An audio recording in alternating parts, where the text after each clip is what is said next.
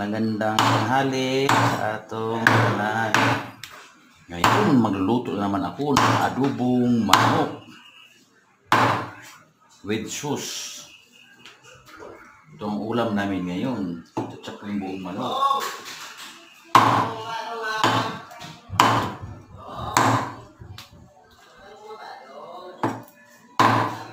Chicken. Tatanghalian namin yung job. Tapos simpleng luto lang ng adobo. Nalagyan ko ng sauce dahil may mga bata. Ayan.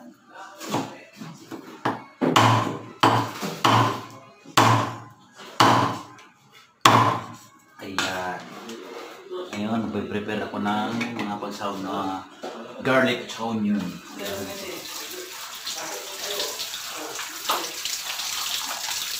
Pagkakaroon natin ng mainit ang ating lulutuin na manok. Buong manok to, pero meron siyang balon-balonan. Meron siya. Pagkakaroon natin ng mainit.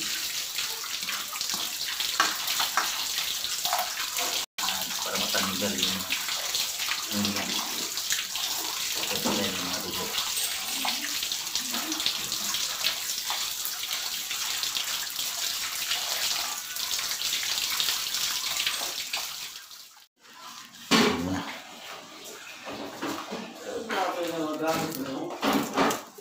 Onion at saka garlic.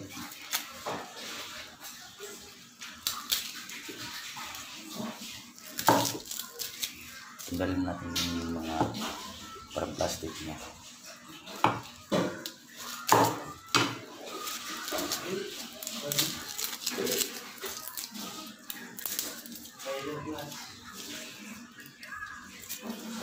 Yan.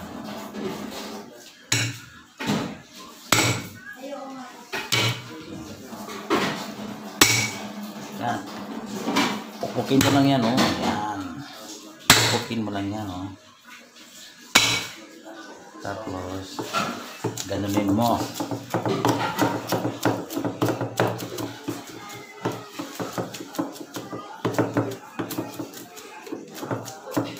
Yan.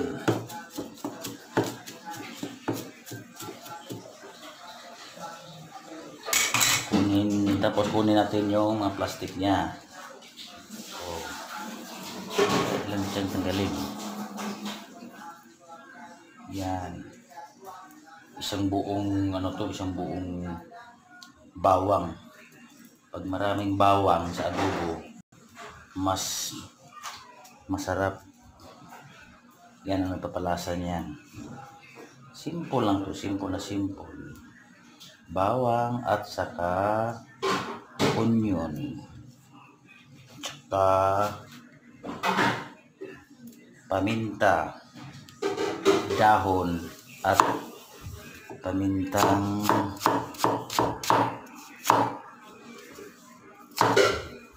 buo powder. Okay, lalagyan na natin yung ating mantika para sa paggisa ng garlic at saka onion. Ang ating kawali, ilalagay na natin ang ating bawang.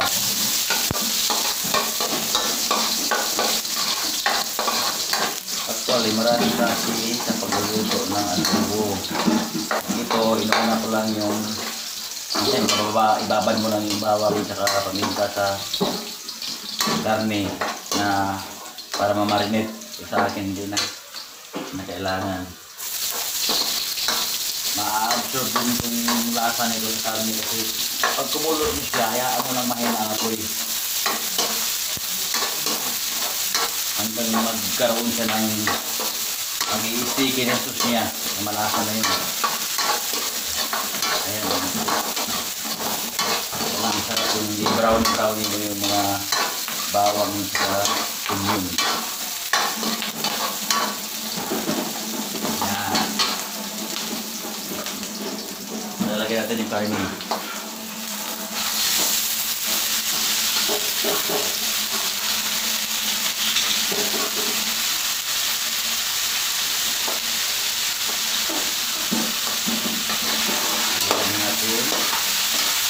Haluin natin yung karne natin.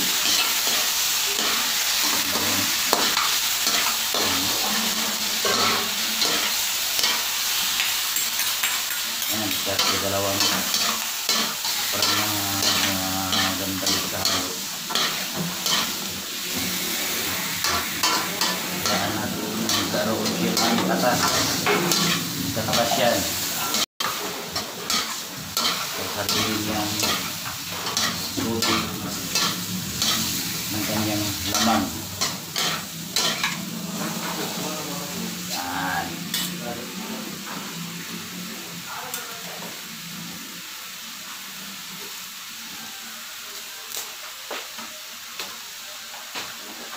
Lalagyan natin ng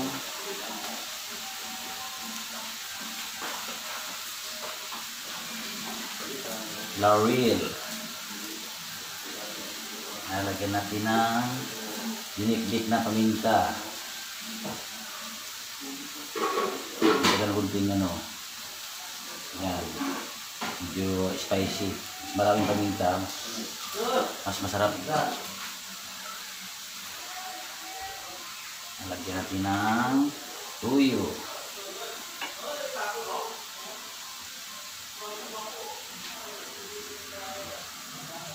Yan. Suka.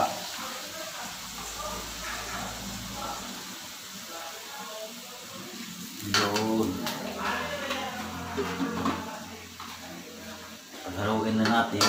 Kaya pwede kayo maglagay ng betsin sa inyo, pero ako hindi ako magbibitsin. Nalagyan ko lang ito siyang kunting brown sugar mamaya pagka malapit na siya maluto. Ayan o. Yung ganito,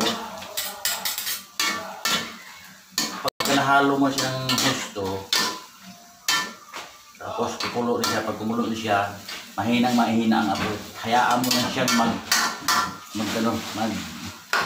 maluto sa sarili niyang sauce. Yan, ganyan na kasimple yan o.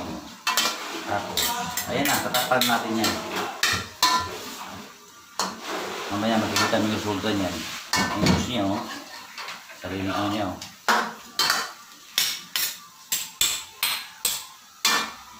Yan, tatakpan natin.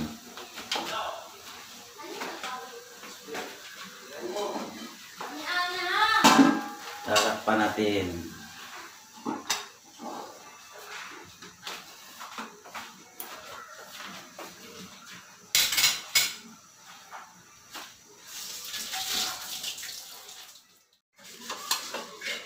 Uy, ayan na. Ayan na.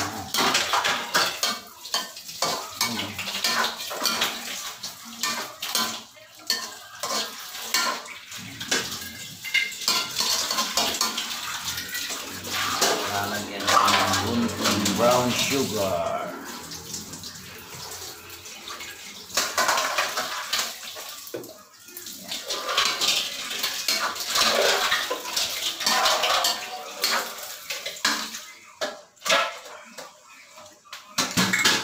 Oyster sauce.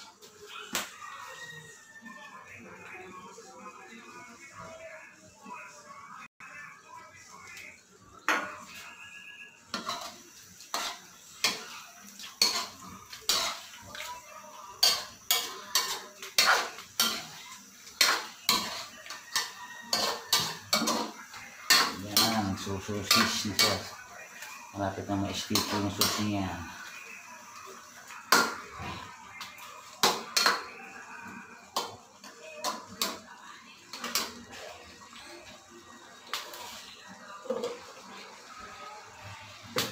Maya yan, mag-sticky na yan. Ayan. Wala akong tubig yan ha. Sarili po yung ano yan. Tubig ng karne. Nagtutubig na siya. Alam mo yung manok sa Maynila.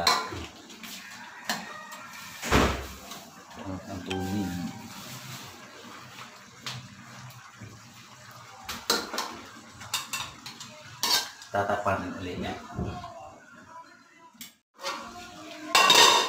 Yun. Yan sauce niya. Oh. Lalagyan ko siya ng cornstarch para magkaroon siya ng sticky para sa sauce niya. Ginaganito ko to siya kasi may mga bata kasi kumakain sila ng kanin. Sauce lang gusto nila. Ayaw lang kumakain ng karne. Yun o. Sticky na siya o.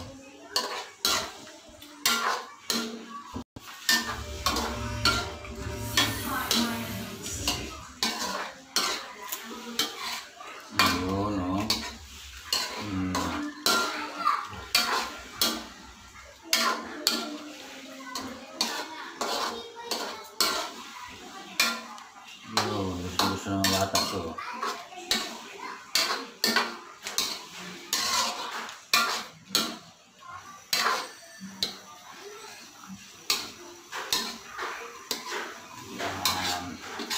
Maliliit na hiwa lang yan, oh. Yan. Ayun, bigyan natin patayin ang apoy. Ito na yan. Gusto ng mga bata itong luto na to. Sauce ang paborito nila. Actually, ang sarap ng sauce nito. Okay.